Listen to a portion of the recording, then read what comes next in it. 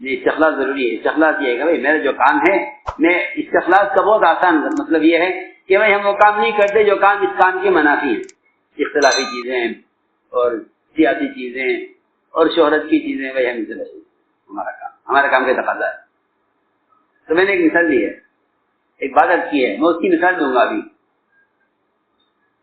اگر ساتھیوں پر کچھ حالات آ جائیں ذمہ داروں کی طرف سے، تو انہیں چاہیے کہ یہ اللہ کی طرف سے ایک امتحان ہے، اس میں وہ کام پر جمے رہیں، کام پر جمے رہیں. ایسا ہی ہوا حضرت کعب بن مالک کو ان کے ساتھیوں کے ساتھ. حالات آ گئے تو ایک تقاضے سے پیچھے رہ گئے تبوک سے. پھر آپ ناراض ہو گئے اور سارے صحابہ ناراض ہو گئے. اللہ کے نبی ناراض سے کون خوش ہو گئے. پورے مدینے میں کوئی سلام کا جواب دینے والا نہیں،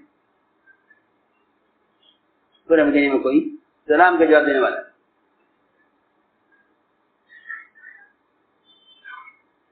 اب اس سے سمجھنا استخلاص، اسے سمجھ لینا استخلاص کیا ہے. یہ پورے مدینے میں کوئی سلام کا جواب دینے والا نہیں. تو غسان بادشاہ کو پتہ چلا. یہ غسان بادشاہ وہ تھا جس سے سارا مدینہ کانپتا تھا، بہت رول تھا اس کا.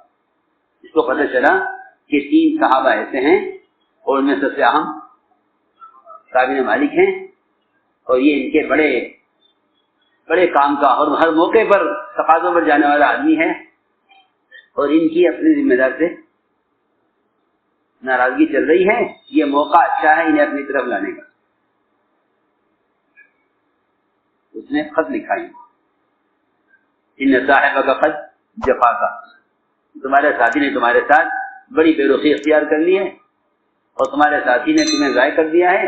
تم ضائع ہونے والے تھوڑی ہو، تم تو بڑے کام کے آدمی ہو. اور چھوڑو ان کو، ہمارے پاس آ جاؤ، ہم تمہیں ٹھکانہ دیں گے، ہم تم پر مال خرچ کریں گے، ہم تم سے کام لیں گے. ہاں تم ضائع ہونے کے لیے نہیں ہو، آؤ ہمارے پاس آؤ، ہمارے پاس بہت کام ہے، ہمارے پاس بہت کام ہے. یہ تمہیں اکرامی کر رہے ہیں، ہم اکرام کریں گے. یہ تمہیں ضائع کر رہے ہیں، ہم تمہیں استعمال کریں گے. اور یہ خط حدیث میں ہے کہ ریشم کے کپڑے میں لکھا ہوا تھا.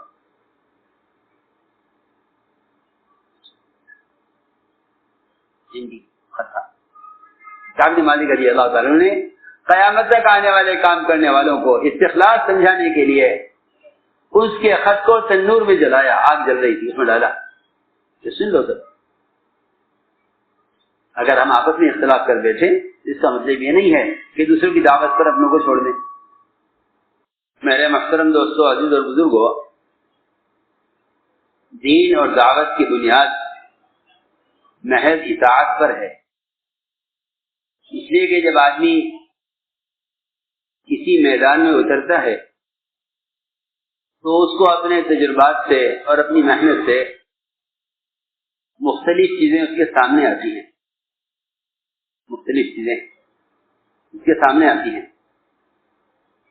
اور وہ یوں سوچتا ہے کہ میرا خیال میں ایسا کرنا مناسب ہے، میرا خیال میں ایسا کرنا مناسب ہے.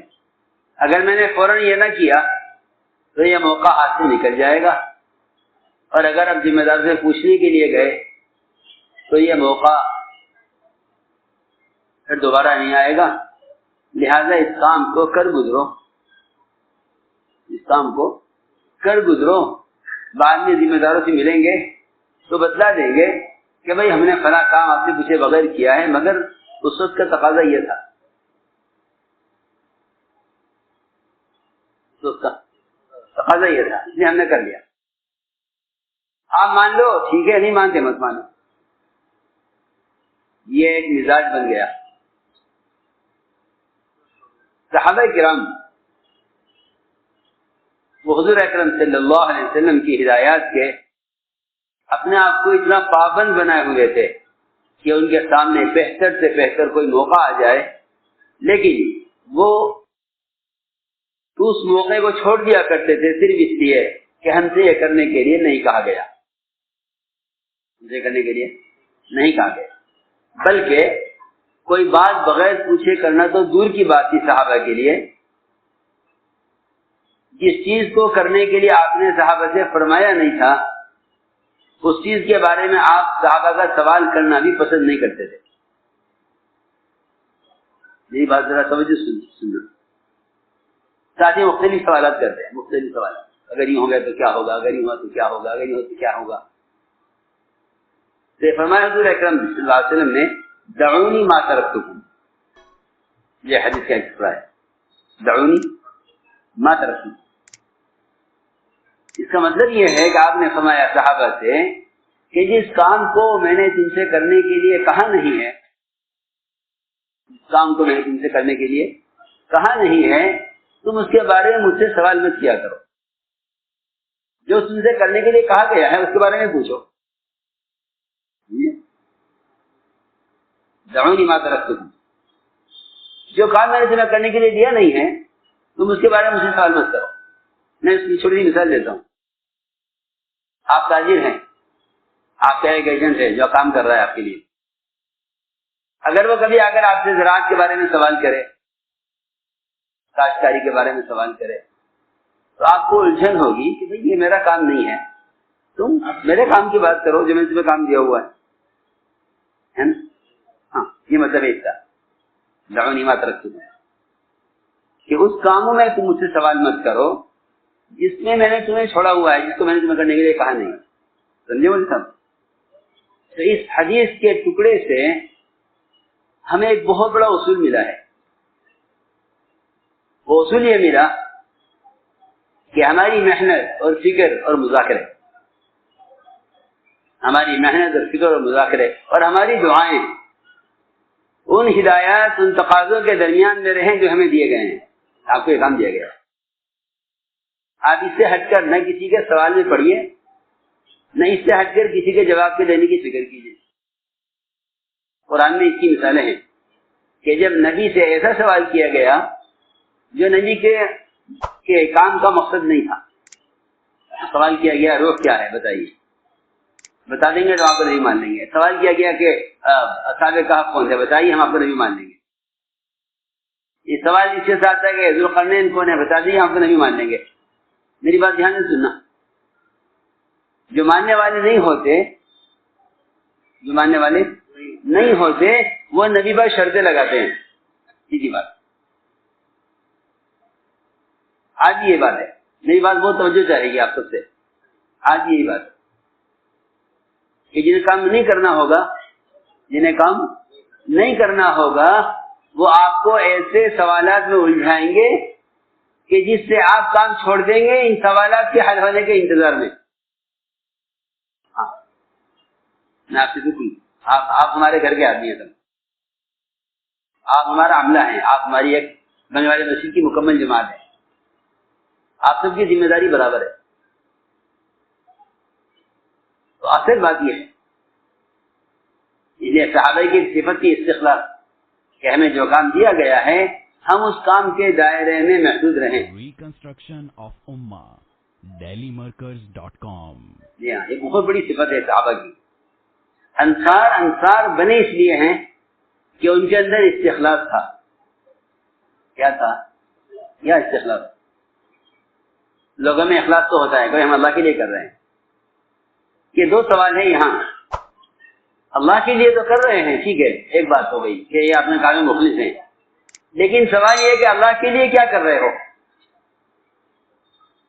اللہ کے لیے کیا کر رہے ہو.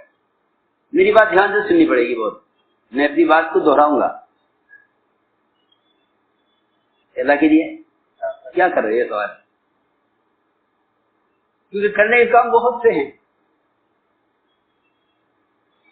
سیاسی کام بھی ہیں, ایک دنیا ہے سیاست کی, رفاہی کام بھی ہیں. ایک کام ہے لوگوں سے مال وصول کرنا, پھر اس مال کو لوگوں کی ضروریات پر خرچ کرنا, ایک کام ہے. ایک کام ہے. جی ہاں, ہمیں کام سے اختلاف نہیں ہے کہ دنیا میں بہت سے کام ہیں. نہ سیاست سے اختلاف ہے, نہ رفاہی کاموں سے اختلاف ہے, نہ چندہ لینے دینے سے اختلاف ہے. یہ سارے خیر کے کام ہیں. ہاں, ہم یہ نہیں کہتے کام غلط ہے, نہیں, سب صحیح ہے, اپنی اپنی جگہ سب کے کام ہیں. استخلاص یہ ہے کہ تم اپنے آپ کو اس کام کے اندر محدود رکھو جو تمہیں کام کرنے کے لیے دیا گیا ہے، جو کام تمہیں کرنے کے لیے دیا گیا ہے. جی ہاں، کیونکہ میں آپ کو حضرت کی بات بتاتا ہوں. حضرت فرماتے تھے کہ جو قبولیت اور شہرت تمہیں اس کام سے ملے گی، لوگ اپنے دنیاوی کام کے لیے تمہیں استعمال کریں گے. آپ ہمارے ممبر پر آ جائیں، آپ ہمارے جلسے میں آ جائیں، آپ یہ کر دیں.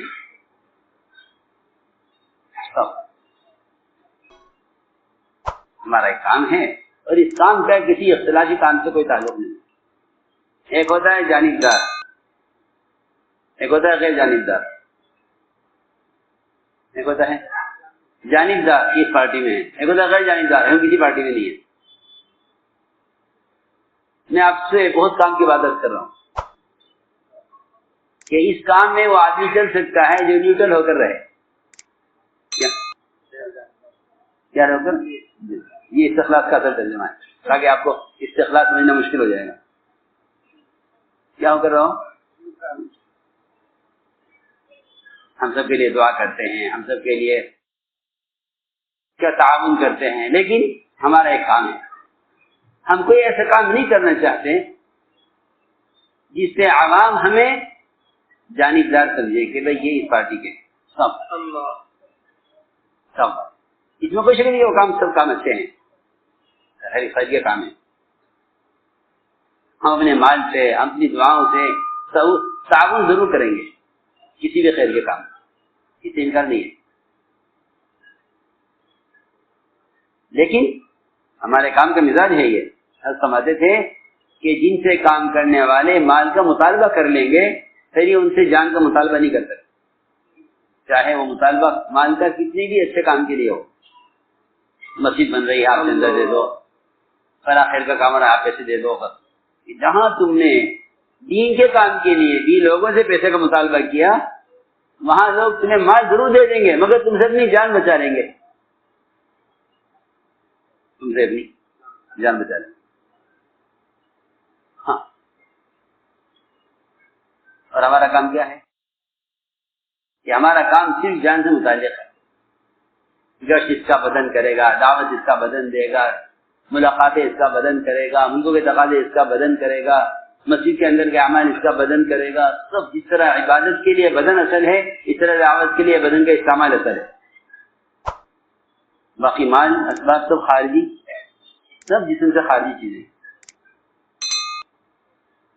اس سے کام کا کوئی تعلق نہیں. اس سے کام کا کوئی تعلق نہیں ہے. سب بات ہے، ایک پیسے کا بھی تعلق کام سے نہیں ہے. اس کا تعلق انسانی ضروریات سے ہے، مال کا، اسباب کا. ہاں، ہماری بات سب کے ذہن میں رہے اور سب اس کو سوچے جو میں کہہ رہا ہوں. کیونکہ جب کام کے ذریعے اللہ تعالی کوئی درجہ دیں گے اور کوئی مرتبہ دیں گے اور کوئی شہرت دیں گے تو کیا ہوگا کہ دوسرے خیال کے لوگ چاہیں گے کہ بھائی اس سے ہم بھی تو فائدہ اٹھائیں. اچھا، یہ کیا سوچیں گے؟ یہ سوچیں گے دیکھو ہمیں اس سے ان کے طبقے میں کام کرنے کا موقع مل جائے گا. میری بات دھیان سے سننی پڑے گی، بہت توجہ دے. کہ چلو ان کے کام میں لگو، ہم ان کے کام میں لگیں گے تو ہمارے کام میں لگیں گے. ایک جگہ کوئی جلسہ تھا، انتخابی جلسہ تھا. بیچارے سیاسی لوگ تعلقات سے دعوت سب کو دیتے ہیں. ہمارے پاس بھی دعوت ہے، ہمارے پاس بھی، ہماری بات تو ہمارے پاس بھی دعوت آئی، بلکہ اس کے جو صدر تھے وہ خود آئے میرے پاس کہ ہم چاہتے ہیں کہ آپ مانیں. تو میں نے ان سے کہا، میں نے کہا اگر میں انکار کروں تو آپ کو برا لگے گا، آپ کو برا لگے گا. اگر آپ یہ سوچیں گے کہ ہم سے تو کہتے ہیں کہ بھائی گشت بھی کرو، تعلیم میں بھی جڑو، چلا بھی لگاؤ، 4 مہینے بھی لگاؤ، ملکوں میں بھی جاؤ، اور ہم کہتے ہیں ہمارے جلسے میں آؤ تو انکار کر رہے ہیں. میں نے کہا میری بات سمجھ میں آتی نا؟ ہاں. تو میں نے کہا میں انکار کروں آپ سوچیں گے تو کہنے لگے کہ ہاں یہ اشکال تو ہمیں بھی ہے، اشکال تو ہمیں بھی ہے۔ تو میں نے کہا کہ اس اشکال کا حل کیا ہے؟ میں نے کہا اس کا کیا ہے، آپ بتائیے کیا حل، مجھ سے کہا۔ میں نے کہا دیکھو اس اشکال کا اصل حل یہ ہے کہ جو کام ہم کر رہے ہیں وہ آپ کر سکتے ہیں، اور جو کام آپ کر رہے ہیں وہ ہم نہیں کر سکتے۔ جو کام ہم کر رہے ہیں آپ کر، جو کام آپ کر رہے ہیں وہ ہم۔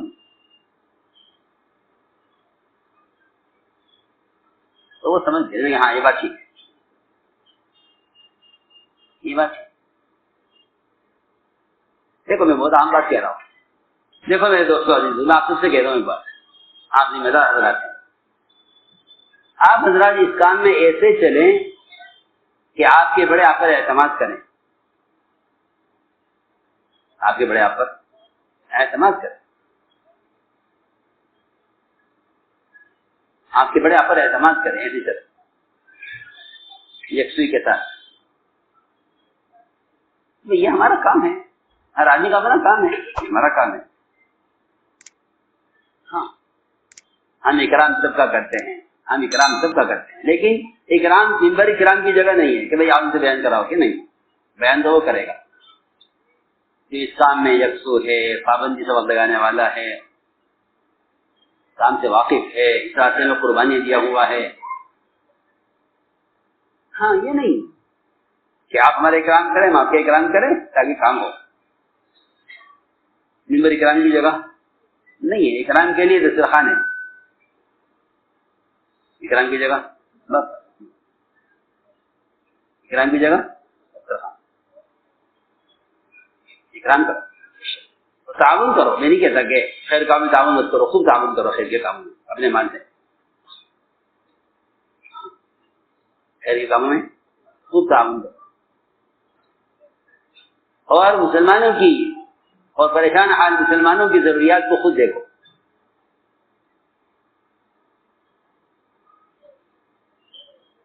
لیکن ایک ہوتا ہے کسی خیر کے کام میں معاون ہونا، ایک ہی کسی خیر کے کام میں استعمال ہونا، فرق ہے بہت بڑا۔ تو میں نے کیا کہ ایک صفت صحابہ میں تھی استخلاص کی، تو بعض مرتبہ ساتھیوں پر کچھ حالات آ جاتے ہیں، ساتھی پر حالات آ جاتے ہیں، کوئی بات پیش آ گئی، ذمہ دار ناراض ہو گئے، ہاں ذمہ دار ناراض ہو گئے، حالات آ گئے، تو ایسے موقع پر جب ایسے ساتھی کام سے بیٹھ جاتے ہیں تو پھر دوسری تنظیمیں انہیں اٹھاتی ہیں۔ مولانا صاحب کی بات ساری بات ایسی بتا رہا ہوں، ایسا فرماتے تھے کہ استعداد تو ان کی بنے گی تمہارے کام سے، اور استعمال کریں گی باقی تنظیمیں استعمال کریں گی، باقی تنظیموں نے استعمال کریں۔ یہ استخلاص ضروری ہے، استخلاص یہ ہے کہ بھائی میرا جو کام ہے، میں استخلاص کا بہت آسان مطلب یہ ہے کہ بھائی ہم وہ کام نہیں کرتے جو کام اس کام کے منافی ہیں، اختلافی چیزیں ہیں اور سیاسی چیزیں ہیں اور شہرت کی چیزیں، بھائی ہم اسے بچیں، ہمارا کام کا تقاضا ہے۔ تو میں نے ایک مثال دی ہے، ایک بات اب کی ہے، میں اس کی مثال دوں گا ابھی۔ اگر ساتھیوں پر کچھ حالات آ جائیں ذمہ داروں کی طرف سے، تو انہیں چاہیے کہ یہ اللہ کی طرف سے ایک امتحان ہے، اس میں وہ کام پر جمے رہیں، کام پر جمے رہیں۔ ایسا ہی ہوا حضرت کعب بن مالک ان کے ساتھیوں کے ساتھ، ان کا حالات آ گئے، تو ایک تقاضے سے پیچھے رہ گئے تبوک سے، پھر آپ ناراض ہو گئے اور سارے صحابہ ناراض ہو گئے، اللہ کے نبی ناراض سے کون خوش ہو گئے، پورے مدینے میں کوئی سلام کا جواب دینے والا نہیں، پورے مدینے میں کوئی سلام کا جواب دینے والا نہیں۔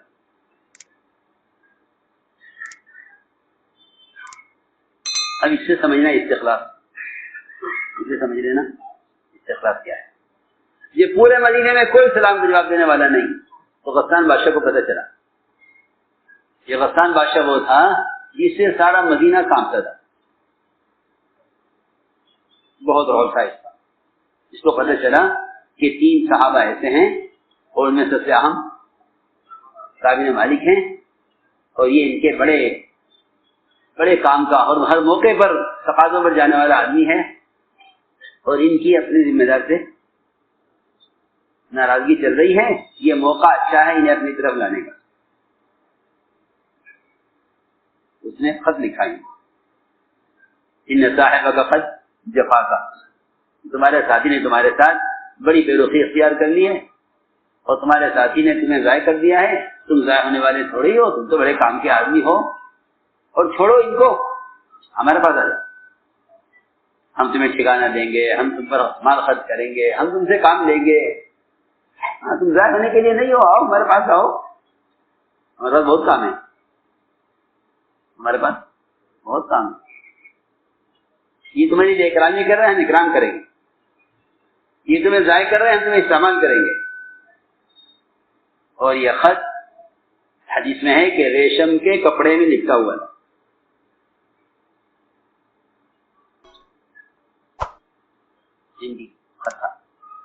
کعب بن مالک رضی اللہ تعالیٰ نے قیامت تک آنے والے کام کرنے والوں کو استخلاص سمجھانے کے لیے اس کے خط کو تنور میں جلایا, آگ جل رہی تھی, اس میں ڈالا کہ سن لو سب. اگر ہم آپس میں اختلاف کر بیٹھے اس کا مطلب یہ نہیں ہے کہ دوسروں کی دعوت پر اپنوں کو چھوڑ دیں, دوسروں کے کہنے پر. میں سمجھتا ہوں کہ ساتھی کام کرتے کرتے دائیں بائیں اس لیے ہو جاتے ہیں کہ انہیں انصار کے استخلاص کی قربانی معلوم نہیں ہے کہ اپنوں کی ناراضگی برداشت ہے, اپنوں کی ناراضگی برداشت ہے, مگر غیروں کی دعوت برداشت نہیں ہے, غیروں کو بلانا برداشت نہیں. تو اس کے خط کو تندور میں جلایا تاکہ آئندہ ایسا ارادہ نہ کرے. اس کے خط کی توہین کی, اگر رکھ لیتے اٹھا کر تو وہ اگلا خط لکھتا.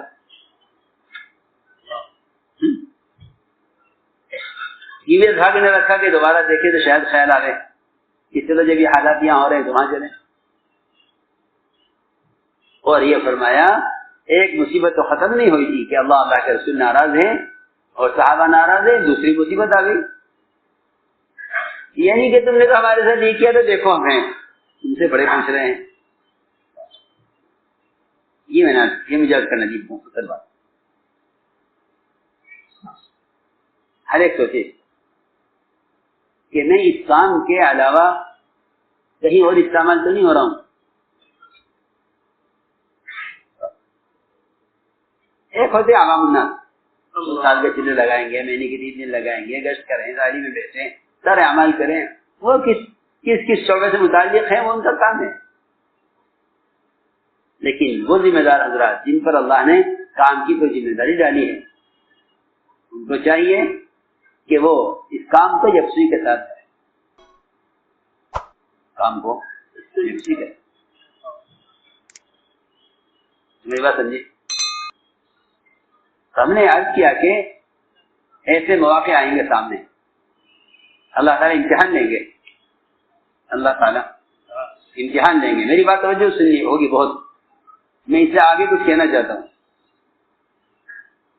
کہ اللہ تعالیٰ اس کا امتحان اس طرح لیں گے کہ ایک جماعت کو کام دیا جائے گا. سنو میری بات, ایک صوبے کو, ایک ضلع کو ایک کام دیا جائے گا, ایک کام کرو. پھر ان کے اس کام کو کرتے ہوئے اس سے بہتر چیز سامنے لائی جائے گی ان کا امتحان لینے کے لیے کہ یہ اس کام کو اصل سمجھتے ہیں یا اس نظر آنے والی چیز کو اصل سمجھتے ہیں. اگر یہ کام کو اصل سمجھیں پھر تو سارا میدان ان کے ہاتھ میں ہے, اور اگر یہ اس نظر آنے والی چیز کو حاصل کرنے کے لیے حکم کو چھوڑ دیں تو ہم ان کے ہاتھ سے میدان چھین کر غیروں کو دے دیں گے. یہ ہے احد کے میدان کا نقشہ. میری بات تو سمجھ میں آ رہی ہے؟ مشکل ہے, ہاں سمجھ میں آ رہی؟ یہ احد کے میدان کا نقشہ ہے. میں آپ کو سچی بتا رہا ہوں. کہ صحابہ کو کام دیا گیا کہ بھئی 50 صحابہ کی جماعت یہاں جمع جاتی ہے نا بن کر ملکوں میں علاقوں میں، قاعدہ کہ آپ کو یہ کرنا ہے، آپ کو یہ کرنا ہے، آپ کو یہ کرنا ہے، تو 50 صحابہ کو کام دیا۔ کون سا علاقہ دیا؟ جبل رومات کا، کہ دیکھو تمہیں یہاں سے نہیں ہٹنا ہے، تم یہاں رہو، تم ادھر دیکھو، تمہیں یہاں سے نہیں ہٹنا ہے۔ اللہ نے دھیان دیا کہ دیکھنا یہ ہے کہ جو محمد صلی اللہ علیہ وسلم کے ساتھ اطاعت کرنے والے میدان میں ان کے ساتھ آ گئے، ان میں اطاعت کتنی ہے۔ ان کی اطاعت کو اللہ نے جانچنے کے لیے ان کو تو حکم یہ دلوایا کہ تم یہاں سے ہٹنا نہیں ہے، اور ان کے سامنے لے آئے مال غنیمت، سامنے لے آئے مال غنیمت۔ وہ توجہ سے بات سنو، ان کے سامنے کیا لے آئے؟ اب مال غنیمت کی فضیلت اور مال غنیمت کی ضرورت دونوں چیزیں ہیں۔ صحابہ کو ضرورت بھی ہے، مال غنیمت کی فضیلت بھی ہے۔ اب لیں گے ہم امتحان۔ لوگ کہتے ہیں نا بھائی ٹھیک ہے یہ کام ہے، مگر یہ بھی تو ہے، یہ بھی تو ہے، یہ بھی تو ہے، یہ بھی تو ہے، یہ بھی تو ہے، وہ بھی تو ہے۔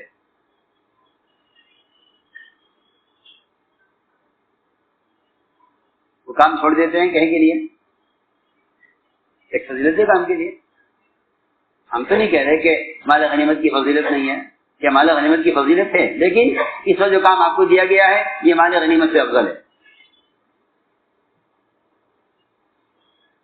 مال غنیمت سے افضل ہے۔ جی ہاں، جو بات جہاں سے میں نے شروع کی تھی بات، وہ اسی بات کی طرف میرا اشارہ ہے اس واقعے سے، کہ جن کو جو کام کرنے کے لیے دیا جائے وہ اس کام کو یکسوئی سے کریں، ان کو بہت موقع ملیں گے درمیان میں۔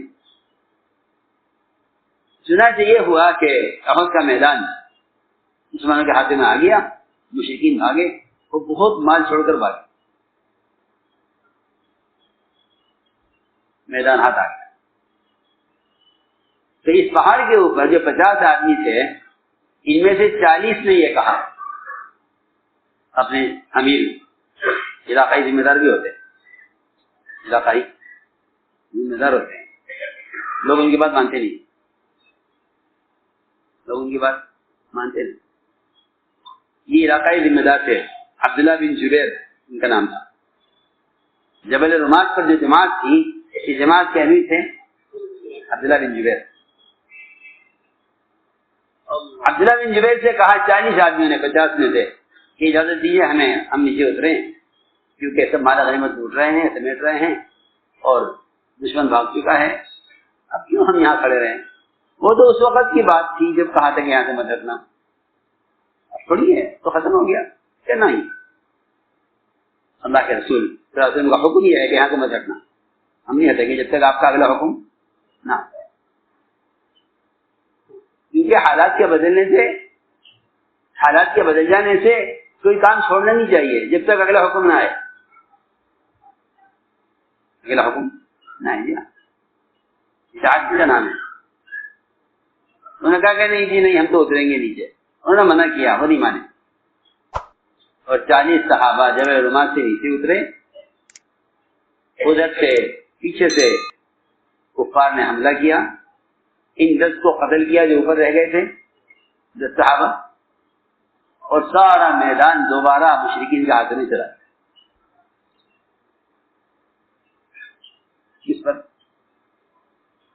یہ کہہ پر ہوا؟ یہ اس پر ہوا کہ وہاں کے موقع دیکھ کر، حالات دیکھ کر وہی یوں کر لینا چاہیے۔ حالانکہ آپ نے یہ فرمایا تھا کہ ہمیں اگر شکست ہو جائے اور ہماری لاشیں پڑی ہوں میدان میں، اور آسمان سے پرندے اتر کر ہماری لاش سے گوشت کھا رہے ہوں، تب بھی یہاں سے مت ہٹنا، یہ روایت۔ اور ہمیں فتح ہو جائے، ہم مال غنیمت سمیٹ رہے ہوں، تو مال غنیمت کے لیے یہاں سے مت ہٹنا۔ لیکن وہ نہیں مانے کہ نہیں بھائی ہو گیا، وہ تو اس وقت کی بات تھی، اب حالات ہو رہے، پہلے حالات ہوتے، اب تو ہر ایک امر یہ ہے پہلے حالات ہوتے اب حالات ہو رہے ہیں. اب جو چاہے کرو,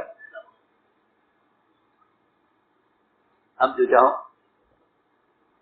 اللہ نے دکھلا دیا.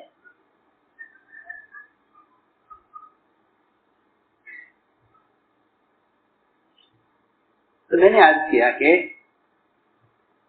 مواقع ایسے دیے جائیں گے اللہ کی طرف سے, کیونکہ امتحان تو لو یہ حکم پر کتنے جمنے والے ہیں. تو اللہ نے ادھر تو حکم دیا یہاں جمنے کا اور دکھلایا. اس وقت مال غنیمت کی فضیلت نہیں ہے, اس وقت تو اس حکم کو پورا کرنے کی فضیلت ہے جو آپ کو دیا گیا ہے.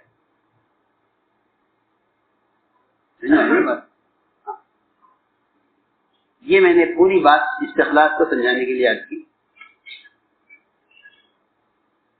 ہمارے ساتھی بیچارے وہ اپنے ذاتی تعلقات کی وجہ سے, ہمارا ان سے رشتے داری ہے, ہماری ان کی برادری کا تعلق ہے, ہاں کام کو ضائع کرتے ہیں برادری کے تعلق سب بات, آپ کی شکایت نہ ہو, میں سب کہتے کام کو ضائع کرتے ہیں برادری کے تعلق. اور قزمان نے انصار کی مدد کی برادری کی وجہ سے کہ مجھے انصار کا ساتھ دینا ہے, برادری کی وجہ سے اس کا انجام خراب ہوا. آپ نے فرمایا میں نے اس کو جہنم میں دیکھا ہے. وجہ صرف یہ تھی کہ اس نے انصار کی مدد اس لیے کی کہ وہ انصار کی برادری سے تھا. انصار کی برادری انہیں صحیح غلط کی خبر نہیں ہے, وہ تو اس لیے مدد کر رہے ہیں انصار کی کہ انصار ہماری برادری کے لوگ ہیں اور آدھی برادری کی مدد کیا کرتا ہے. یہ روایت میں ہے. فرمایا قزمان کو میں نے جہنم میں دیکھا ہے. اگر برادری کی وجہ سے انصار کا ساتھ دینے والے جہنم میں جاوے, ہاں یہ حدیث صاف ہے کہ جو آدمی کی مدد کرے اللہ کے کلمے کو بلند کرنے کے لیے اور محنت کرے اللہ کے دین کو قائم کرنے کے لیے, وہ تو اللہ کے رسول کو پالے گا. اور جس کی ہجرت اور جس کی محنت اپنی قوم کے لیے ہے یا اپنی بہادری کے لیے ہے, اسی ہے نا, ہاں حمیتاً قوم کی حمیت میں کوئی میری قوم کے لوگ ہیں میں کسی کے ساتھ نہیں. جی ہاں, کتنے لوگ ایسے ہیں جو اپنے ذاتی تعلقات کی وجہ سے دائیں بائیں ہو گئے کام سے. Reconstruction of Ummah dailymarkers.com. اس لیے ہم نے عرض کیا کہ کام تو سارا اطاعت پر ہے, کام سارا اطاعت پر ہے. اس لیے میں نے ساری بات اس طرح کی, اس بات کا عزم کرو کہ انشاءاللہ ہمیں یکسو ہو کر کام کرنا ہے, ورنہ مواقع بہت اچھے اچھے ملیں گے کام کرنے والوں کو, ہم یوں کر لیں, ہم یوں کر لیں, ہم یوں کر لیں. حذیفہ رضی اللہ عنہ کو بھیجا آپ نے کہ جاؤ اور میدان کا حال دیکھ کر آؤ. میدان کا حال دیکھ کر, کوئی کام خود سے مت کرنا, کوئی نیا کام مت کر. وہاں گئے تو اندھیری رات, مشرکین سب سو رہے اور ابو سفیان سامنے لائے تھے اس وقت. وہ سپہ سالار پوری فوج کے کفار کی, اور وہ بیٹھے ہوئے آگ پر ہاتھ سیک رہے تھے, ہاتھ کاپ رہے تھے. تو انہیں خیال ہوا کہ دیکھو یہ اندھیرا ہے, یہ تو مجھے دیکھ نہیں رہا کہ میں اندھیرے میں ہوں, میں اس کو دیکھ رہا ہوں روشنی میں بیٹھا ہوا ہے. موقع اچھا ہے, اسے قتل کر, یہ قتل ہو جائے گا سپہ سالار ان کا فوج کا, ساری فوج کی ہمت ٹوٹ جائے گی, میدان ہاتھ آ جائے گا. اور کون ملامت کرتا ہے ان کو, کون کہتا ہے کہ تم نے غلط کیا ہے, کہتے تم نے صحیح کیا. موقع اچھا ہے. روایت میں ہے کہ تیر سنبھال لیا اور کمان سنبھال لی اور ان پر کو قتل کرنے کا ارادہ کر لیا. جیسے ہی ارادہ کیا فوراً دل میں خیال آیا کہ مجھ سے کہا تھا حضور اکرم نے کوئی نیا کام مت کر. شروع بات یہاں سے کی تھی کہ ہمیں مختلف موقع ملیں گے, ہم یہ دیکھیں کہ آیا ہمیں یہ کرنے کے لیے کہا گیا ہے نہیں کہا, جو کام کرنے کے لیے کیا گیا وہ. ہم تو ہمیں تو یہ موقع ملا, ہمیں تو یہ موقع نظر آیا, ہمیں تو ایسا کرنا اچھا لگا. اس نے کام کو پھیلا دیا, کام کو بکھر گیا, کام بکھر گیا, بکھیر دیا اس نے کام. کام کو بکھیر دیا تھا. تو ان ہدایات کو یاد کر کے حضرت حذیفہ نے تیر واپس لے لیا, قتل نہیں کیا, کیونکہ مجھے کہا گیا تھا کہ کام مت کرنا. آگے بڑھے تو انہیں فرشتے ملے راستے میں گھوڑے پر سوار, اور خوشخبری مل گئی نصرت کی. فرشتے نے کہا یہ بتا دینا اللہ کی مدد آ گئی. دیکھو تو صحیح, ایک کافر کے قتل ہونے پر مدد آتی یا ہدایات پر عمل کر کے ایک کافر کو چھوڑنے پر مدد آئی. صحیح راستے میں فرشتے نہیں لگے, اکیلے تھے. سلام کہہ دینا اللہ کی مدد, اللہ کی شان. ہدایات پر عمل کیا, اپنی رائے کو چھوڑ دیا, اور موقع کو چھوڑ دیا. اللہ نے ابو سفیان کو ہدایت دے دی. قتل کر دیتے تو کہاں جاتے ہیں کہ تمہارا اپنی سوچ پر عمل کرنا اور ہدایات کی مخالفت کرنا امت کے نقصان کا سبب ہوگا. یہ بات, یہ مجاز کرنا.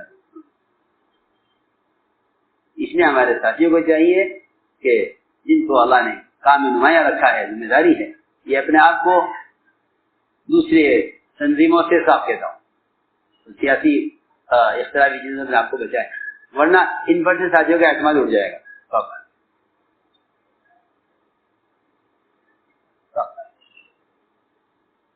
سیاسی چیزوں سے, اخباری چیزوں سے, اختلافی چیزوں سے ہمارا کوئی تعلق نہیں ہے, کیونکہ ہمیں ہر ایک مطلوب ہے, ہر ایک مطلوب ہے. جی ہاں, ہر تو فرماتے تھے بلکہ قرآن کا حکم ہے, قرآن کا حکم ہے کہ جو فرق باطلہ ہیں تم ان کو برا مت کہو, فرق باطلہ کو برا مت کہو. ولا تسبوا الذين يدعون من دون الله فيسبوا الله عدوا بغير علم. کہ تم ان کو برا کہو گے وہ تمہارے خدا کو برا کہیں گے. فیسب اللہ. ایک روایت میں آپ نے فرمایا صحابہ سے کہ اپنے باپ کو گالی مت دیا کرو. یہ سنا کون بدبخت ہو گئے اپنے باپ کو گالی دے. فرمایا نہیں, تم کسی کے باپ کو گالی دو گے وہ پلٹ کے تمہارے باپ کو گالی دے گا, یہ ایسا ہے تم نے خود اپنے باپ کو گالی دی ہے.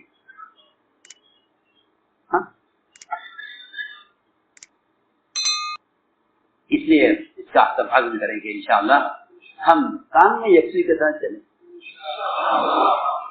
یہ دو واقعے میں نے عرض کیا, حذیفہ کا اور کعب بن مالک, ان کے واقعے سے ہمیں, اور یہ تیسرا احد کا یاد رہے گا. آسان ہے نا, بات نہیں آئی. ہاں یہ تم اس میں کیا سیرت سیرت سیرت سامنے رکھو, اسی میں ترقی ہے, اسی میں حفاظت ہے, کام کی بھی, کام کرنے والوں کی بھی. ساتھیوں نے بیعت کا مطالبہ کیا ہے, اچھی بات ہے, لیکن بیعت کے لیے شرائط ہیں. ایک شرط تو سب سے بنیادی یہ ہے کہ سنتوں کا اہتمام کیا جائے.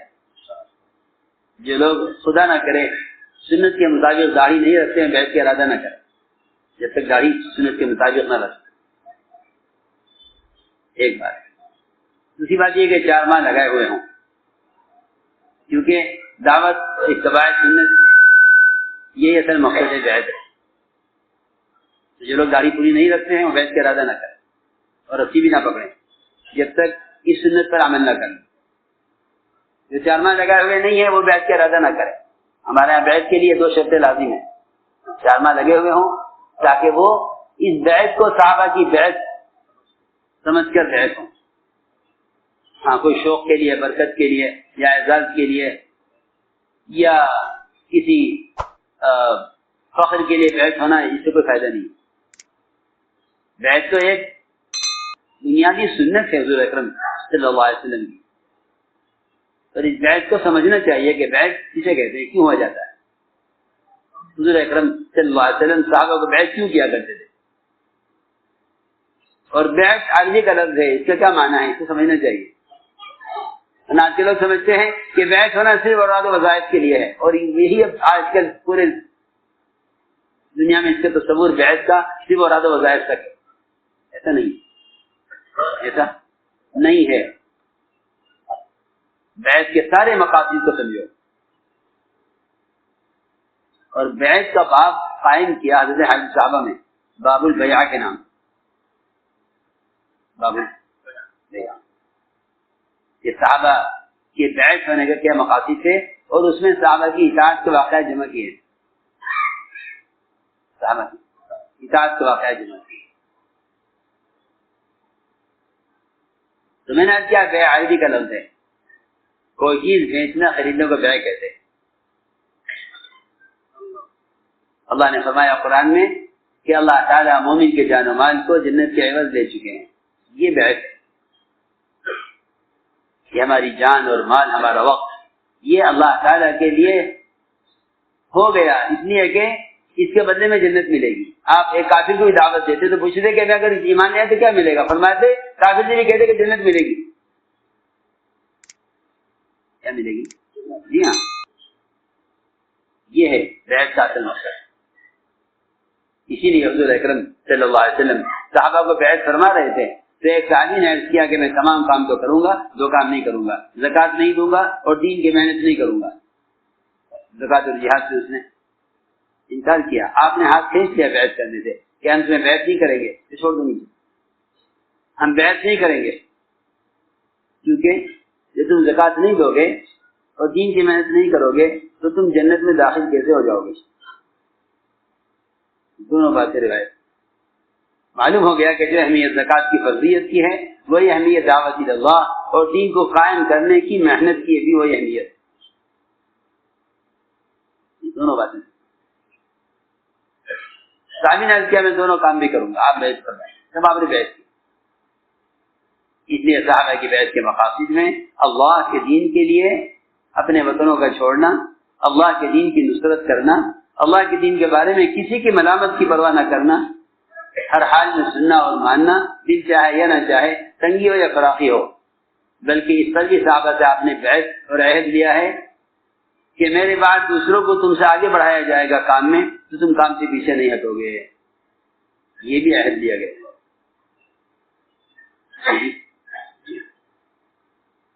سمجھنا چاہیے بیعت کیا ہے. یہ تو نہیں کہ آدمی کہ جی مجھے بیعت ہو گیا ذکر بتا دیں اور ارے ہو گیا، ایسا نہیں. آپ دیکھیں صحابہ کی بیعت عقبہ دیکھیں. صحابہ کا آپ نے بیعت کیا، صحابہ نے کیا ہم تو بیعت ہو چکے، میں دوبارہ بیعت ہو جاؤ. پوچھا گیا کہ اس دن بیعت کہیں پر ہوئے تو آپ صحابہ نے عرض کیا کہ آپ نے ہمیں اس کام کے لیے موت پر بیعت کیا تھا. اگر جان جانے لگے تو دین کو چھوڑنا نہیں. اس پر بیعت کیا پوری بیعت ہوگی. اس لیے ہم نے عرض کیا کہ صحابہ کی بیعت کے مقاصد کو سمجھنا چاہیے. صحابہ خود فرماتے ہیں نحن الذین بایعوا محمدا علی الجہاد ما بقینا ابدا، کہ ہم نے موت تک دین کی محنت کرنے کا آپ سے عہد کیا ہے. یہ صحابہ کی بیعت ہے. اصل بیعت یہ ہے، چلے لگا لیا گزر گئے. دعوت پر بیعت اور اطاعت پر بیعت ہے اور پورے دین پر بیعت ہے. تو سمجھنا چاہیے. حضرت ثوبان رضی اللہ صحابی ہیں، فرماتے ہیں میں نے آپ سے اس بات کا عہد کر لیا تھا کہ اسے کوئی چیز نہیں مانگوں گا تو میرا کوڑا گر جاتا تھا سواری سے تو نیچے اتر کر خود اٹھاتا تھا، کسی سے مانگتا نہیں تھا. کہ میں نے عہد کیا ہے نا آپ سے، عہد کیا ہے، اس عہد کو قائم رکھنا ہے. یہ تھا بیعت ہونا. تو کوڑا گر جاتا تھا کسی سے مانگتے نہیں تھے کہ میں نے عہد کیا ہے میں کسی کو نہیں مانگوں گا. اپنا کوڑا سواری سے گر جائے تو نیچے اترے، کوڑا اٹھا کر اور پھر سوار ہو سواری. اس کو بیعت کہتے ہیں. اس لیے ہمیں چاہیے کہ اپنے آپ کو موت تک اجتماعیت کے ساتھ، اخلاص کے ساتھ، استخلاص کے ساتھ، اتباع سنت کے ساتھ اپنے آپ کو اس عہد پر قائم رکھیں. اس لیے وہ حضرات بیعت ہوں جن کے بارے میں نے عرض کر دیا ہے کہ چارماں لگائے ہوئے ہوں اور سنت کے مطابق داڑھی. جو حضرات داڑھی نہیں رکھتے وہ بیعت بالکل نہ ہو. اور میں ان کے بیعت کا ارادہ بھی میں ارادہ بھی نہیں کرتا ان کی بحث کا جب تک وہ سنت کے اہتمام پر آ جائے. ٹھیک ہے. الحمد لله نحمده ونستعينه ونستغفره ونؤمن به ونتوكل عليه ونعوذ بالله من شرور أنفسنا ومن سيئات أعمالنا من يهده الله فلا مضل له ومن يضلله فلا هادي له ونشهد أن لا إله إلا الله وحده لا شريك له ونشهد أن سيدنا ونبينا ومولانا محمدا عبده ورسوله صلى الله تعالى عليه وعلى آله وصحبه وبارك وسلم تسليما كثيرا كثيرا. أما بعد فأعوذ بالله من الشيطان الرجيم. إن الذين يبايعونك إنما يبايعون الله يد الله فوق أيديهم فمن نكث فإنما ينكث على نفسه ومن أوفى بما عاهد عليه الله فسيؤتيه أجرا عظيما. جس طرح میں کہوں آپ اسی طرح کہتے رہیں. لا الہ الا اللہ محمد الرسول اللہ. کوئی عبادت کیے جانے کے لائق نہیں سوائے اللہ کے. کوئی جی لگائے جانے کے لائق نہیں سوائے اللہ کے. محمد صلی اللہ علیہ وسلم اللہ کے بندے اور اس کے رسول ہیں. ایمان لائے ہم اللہ پر، اس کے فرشتوں پر، اس کی کتابوں پر، اس کے رسولوں پر، آخرت کے دن پر، تقدیر پر. جو کچھ بھلا ہے یا برا سب اللہ کی طرف سے ہے. اور ایمان لائے ہم مرنے کے بعد دوبارہ زندہ کیے جانے پر. توبہ کی ہم نے شرک سے، کفر سے، بدعت سے، پرایا مال ناحق کھانے سے، ناحق کے خون سے، جھوٹ سے، سود سے، غیبت سے، زنا سے، چوری سے، بہتان سے. اور توبہ کی ہم نے اللہ کے راستے میں نکلنے میں کمی کرنے سے.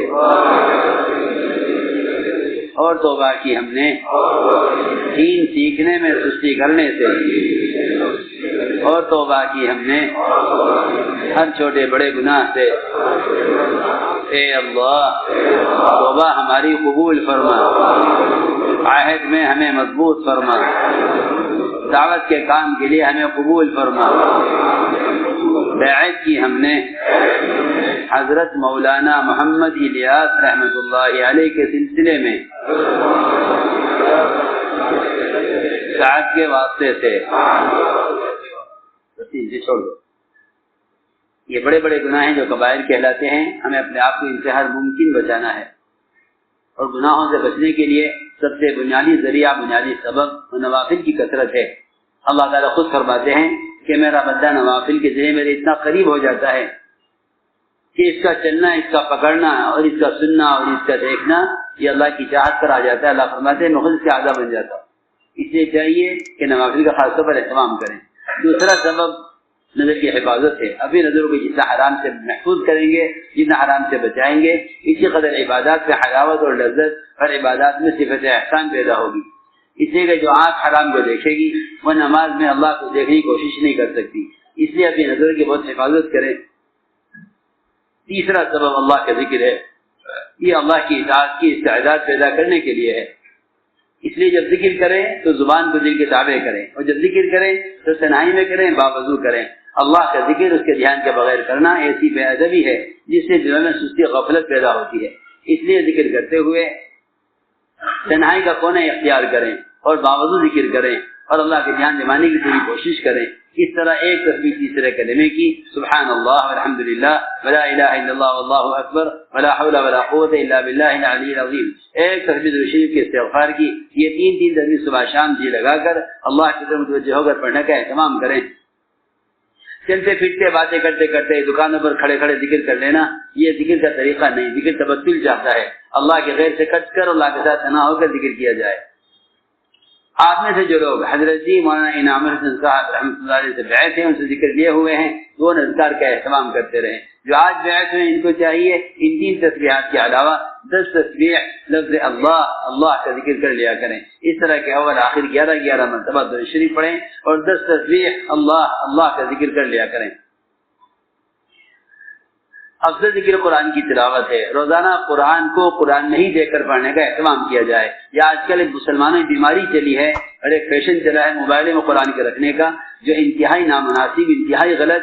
اگر دل میں رائے کے ذرے کے برابر بھی تقویٰ ہوتا تو یہ قرآن کو موبائل میں رکھنا برداشت نہ کرتا، اس لیے کہ قرآن کی عظمت اور قرآن کے وقار اور اس کے مقام کا تقاضا یہ ہے۔ ایک آیت بھی اگر کہیں گندگی پڑی نظر آ جائے تو مسلمان اس کو برداشت نہیں کر سکتا، کیسا بھی فاسق فاجر مسلمان ہو اس کو برداشت نہ کرے گا کہ قرآن کی ایک آیت کسی گندی جگہ پڑی ہوئی ہو۔ آپ جانتے ہیں موبائل کے جو گند بھرا ہوا ہے اس میں قرآن کے رکھنے کو جائز سمجھنا اور قرآن کے رکھنے کو اس میں کوئی حرج نہ سمجھنا، یہ انتہائی جہالت، حماقت اور دلوں سے تقوی کے طلب ہو جانے کی علامت ہے۔ اس سے میں آپ سے صراحتاً کہہ رہا ہوں، سب سے اس سے اپنے آپ کو بچاؤ اور قرآن کی تلاوت میں سلف صالحین، خلفاء راشدین، ان کے طریقوں کو زندہ کرو، ان کے طریقوں کو مضبوطی سے تھامو۔ حدیث میں اس کا حکم ہے، آپ نے فرمایا کہ تمہارے ذمہ میرے اور خلفاء راشدین کے طریقوں کو مضبوطی کے ساتھ تھامنا ہے۔ وہ زمانہ آنے والا تھا، آپ جانتے تھے کہ ان کی عبادات میں رواج غالب آئے گا، آپ نے اس لیے فرمایا کہ میرے اور میرے صحابہ کے طریقوں کو مضبوطی سے تھامو۔ اس لیے چاہیے کہ بجائے جائز اور ناجائز کے بحث میں پڑھنے کے یہ سوچو کہ کون سے طریقے صحابہ کرام کے ہیں اور کیا طریقے خلفاء راشدین کے ہیں، ان طریقوں پر جمنا، ان کے طریقوں سے اللہ راضی ہو گئے ہیں۔ اگر اللہ کو راضی کرنا چاہتے ہو تو جدید طریقوں کو چھوڑ کر قدیم طریقوں پر قائم رہو، اگر اللہ کو راضی کرنا چاہتے ہو۔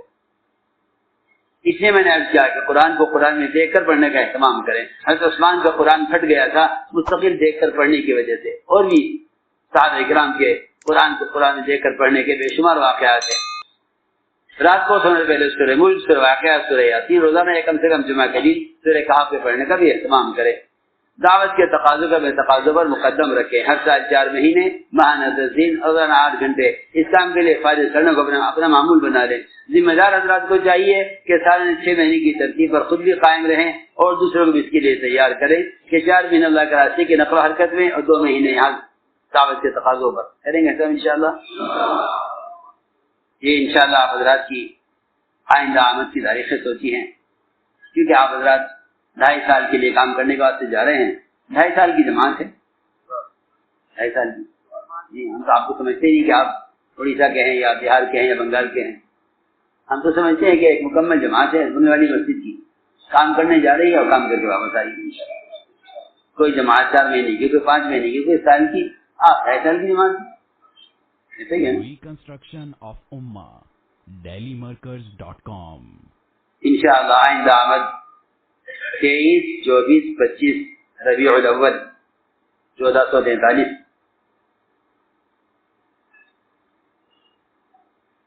23، 24، 25 ربیع الاول 1443، ہفتہ اتوار پیر،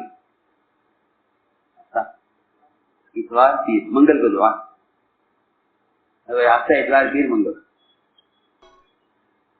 دن متعین ہو گئے تو انگریزی تاریخ کی کیا ضرورت ہے؟ کیوں عربی تاریخ تو کافی نکلا۔ 30، 31 اکتوبر، 1 نومبر 2021 عربی تاریخ یہی اصل ہے، اسی پر رہنا چاہیے۔ اور ایام جو متعین ہو گئے دن ہفتے کے تو بہت سارے متعین ہو گئے۔ اللهم صل على سيدنا ومولانا محمد وعلى آل سيدنا ومولانا محمد كما صليت على إبراهيم وعلى آل إبراهيم إنك حميد مجيد۔ ألف لام ميم الله لا إله إلا هو الحي القيوم وعنت الوجوه للحي القيوم لا إله إلا أنت سبحانك إني كنت من الظالمين۔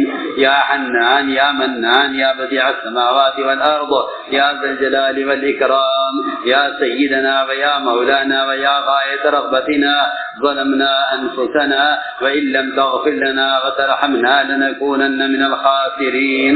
رب اغفر وارحم واهدنا السبيل الأقوم، ربنا لا تؤاخذنا إن نسينا أو أخطأنا، ربنا ولا تحمل علينا إصرا كما حملته على الذين من قبلنا ربنا ولا تحملنا ما لا طاقة لنا به واعف عنا واغفر لنا وارحمنا أنت مولانا فانصرنا على القوم الكافرين اللهم زينا بزينة الإيمان واجعلنا هداة مهتدين اللهم اجعلنا دعاة إليك وإلى رسولك اللهم اجعلنا من الذين يجاهدون في سبيلك اللهم أيدنا بتأييدك اللهم ثبتنا على صراطك المستقيم صراط الذين أنعمت عليهم من النبيين والصديقين والشهداء والصالحين اللهم آتنا أفضل ما تؤتي عبادك الصالحين اللهم إنا ضعفاء فقد في رضاك ضعفنا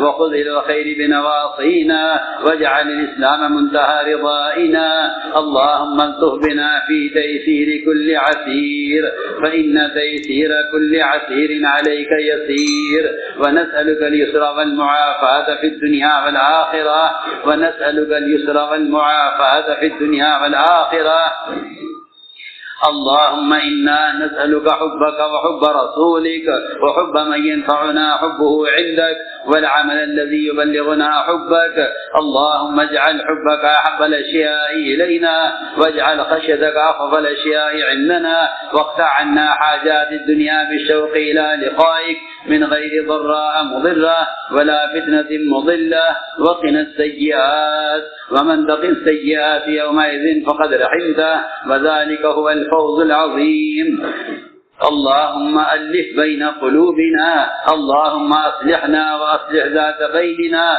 واهدنا سبل السلام ونجنا من الظلمات إلى النور اللهم وفقنا لما تحب وترضى من القول والعمل والفعل والنية والهدى إنك على كل شيء قدير ربنا آتنا في الدنيا حسنة وفي الآخرة حسنة وقنا عذاب النار اے اللہ ہمارے گناہوں کو معاف فرما یا اللہ ہماری خطایا سے درگزر فرما اے اللہ ہماری سیئات کو حسنات سے مبدل فرما اے اللہ ایمان کی حقیقت ہمارے دلوں میں راسخ فرما یا اللہ صفات ایمانیہ ہمارے اندر پیدا فرما اے اللہ تقوی و طہارت زہد و عبادت اے اللہ صبر و قناعت ہم کو نصیب فرما اے اللہ اپنی ذات کے ساتھ ذاتی تعلق ہم کو نصیب فرما یا اللہ اپنی رضا والے کاموں پر ثابت قدم فرما اے اللہ امت کو اس دعوت کی محنت کے لیے قبول فرما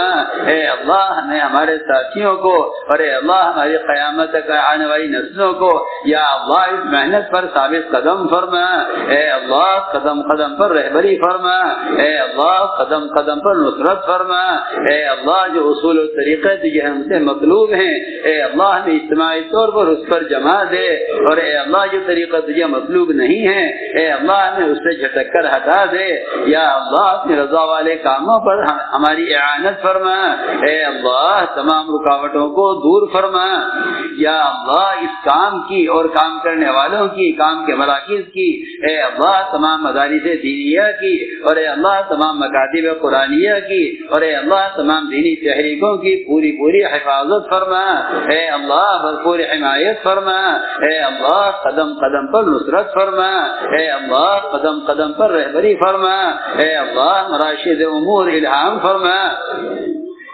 اے اللہ مہمات امور پر ہماری اعانت فرما اے اللہ عفو کا عافیت کا اے اللہ یسر کا سہولت کا اور اے اللہ کرم کا رحم کا معاملہ فرما یا اللہ ہمارے اس اجتماع کو قبول فرما اے اللہ اس میں آنے والوں کو قبول فرما اے اللہ ان کے عزائم کو جس طرح تو نے صحابہ کے عزائم کو اپنی قدرت سے پورا کیا ہے اے اللہ کرم فرما کر فضل فرما کر اے اللہ اپنی قدرت کاملہ کو شامل حال فرما کر اے اللہ ان کے عزائم کو پورا فرما اے اللہ جو نصرات غیبیہ تو نے انبیاء اور صحابہ کی نقل حرکت پر نازل فرمائی ہے اے اللہ وہ غیبی نصرت نازل فرما اے اللہ وہ غیبی نصرت نازل فرما اے اللہ ہمارے ان ساتھیوں کو قبول فرما اے اللہ ان کی قربانیوں کو اے اللہ صحابہ کی قربانیوں کی طرح اخلاص پر مبنی فرما کر اے اللہ قبولیت سے سرفراز فرما، اے اللہ قدم قدم پر رہبری فرما، اے اللہ ہم ضعیف ہیں، کمزور ہیں، اے اللہ تیرے سامنے اپنے ذوق کا اقرار کرتے ہیں، یا اللہ جو کچھ ہوا ہے تو نے کیا ہے، اے اللہ جو کچھ ہوگا تو ہی کرے گا، اے اللہ جو کچھ ہو رہا ہے تو ہی کر رہا ہے، یا اللہ ہمیں اپنی محنتوں کا انکار کرنے والا اور اے اللہ اپنی ذات کے فعال ہونے کا اقرار کرنے والا بنا دے، اے اللہ ہمارے دلوں سے دعوے نکال کر اے اللہ ہمیں دعا والا بنا دے، یا اللہ اپنے ماں سوا سے مستغنی فرما کر اے اللہ اپنی ذات کے ساتھ ذاتی تعلق ہم کو نصیب فرما، اے اللہ قدم قدم پر رہبری فرما، اے اللہ اپنے ماں سوا کے حوالے نہ فرما، اے اللہ جو طریقے تو ہم سے چاہتا ہے یا اللہ ہم اس پر ثابت قدم فرما، اے اللہ ہمارے جمع ہونے کو پوری امت کے ہدایت اور مجتمع ہونے کا اور اے اللہ امت مسلمہ کے دین پر قائم ہونے کا ذریعہ فرما، اے اللہ تفرق سے تشدد سے امت کی حفاظت فرما، اے اللہ وحدت فکر اور وحدت کلمہ پیدا فرما، اے اللہ اخلاص اور استخلاص ہمارے اندر پیدا فرما، اے اللہ ایک ایک عمل میں اپنی رضا کا جذبہ پیدا فرما، یا اللہ اپنے معصیہ سے مستغنی فرما کر اے اللہ لامحدود خزانوں سے تعلق عطا فرما کر اے اللہ اپنے معصیہ سے مستغنی فرما کر امت کی ضروریات کا تکفل فرما، اے اللہ جن لوگوں نے ہم سے دعاؤں کے لیے کہا ہے یہ لکھا ہے جب ہم سے دعاؤں کے متوقع ہیں، اے اللہ تو شخص کی حاجت کو خوب جانتا ہے، یا اللہ سب سے بڑی حاجت وہ تیری رضا ہے، اے اللہ تو ہم سے اس کام پر راضی ہو جا اور اے اللہ تو ہم سے اپنے رضا والے کاموں پر راضی ہو جا اور ہمیں اپنے سے راضی فرما دے، اے اللہ اپنے ماسوا سے اے اللہ اپنے ماسوا کی رضا ہمارے دلوں سے نکال کر اے اللہ ایک ایک عمل میں اخلاص پیدا فرما، اے اللہ بیماروں کو شفا نصیب فرما، اے اللہ مقروضین کے قرضوں کے ادا ہونے کی غیر سے صورتیں پیدا فرما، اے اللہ جو بے اولاد ہیں اے اللہ تو ان کو اولاد صالح نصیب فرما، اے اللہ ہمارے کام کرنے والوں کی اور اے اللہ ان کی نسلوں میں دین کے داعی پیدا فرما کر اے اللہ قیامت تک ان کام کرنے والوں کی نسلوں سے یا اللہ قیامت تک ان کام کرنے والوں کی نسلوں سے اے اللہ اپنے دین کے داعی پیدا فرما، اے اللہ اپنے دین کے داعی پیدا فرما، اے اللہ جس گھرانے سے بھی تو نے خیر کا کوئی کام دیا ہے یا اللہ اس خیر کو قیامت تک کے لیے اے اللہ اس گھرانے میں جاری فرما، اے اللہ ہمیں محرومین میں شامل نہ فرما، اے اللہ ہمیں محرومین میں شامل نہ فرما، اے اللہ قدم قدم پر رہبری فرما، اے اللہ جو ناحق مقدمات معقول ہیں اے اللہ ان کی خلاصی کے فیصلے فرما، اے اللہ ان کی خلاصی کے فیصلے فرما، اے اللہ آخرت کے بڑے مقدمے کا فکر امت کے دلوں میں پیدا فرما، اے اللہ ہمارے سفر کو ہمارے حضر کو قبول فرما، اے اللہ حرمین کے سفر کو ہمارے لیے اور اے اللہ ہمارے ساتھیوں کے لیے اور اے اللہ تمام عالم میں اس کام کے لیے دعائیں کرنے والوں کے لیے اور اے اللہ اس کام کو بڑی نظر سے دیکھنے والوں کے لیے یا اللہ باعث رشد و ہدایت فرما، اے اللہ باعث صلاح و فلاح فرما، اے اللہ قدم قدم پر رہبری فرما، اے اللہ قدم قدم پر نصرت فرما، اے اللہ تمام رکاوٹوں کو دور فرما کر اے اللہ حق کی راہوں کو کشادہ فرما، اے اللہ اپنے کرم سے اپنے فضل سے ہماری دعاؤں کو قبول فرما، ربنا تقبل منا انك انت السميع العليم وتب علينا انك انت التواب الرحيم برحمتك يا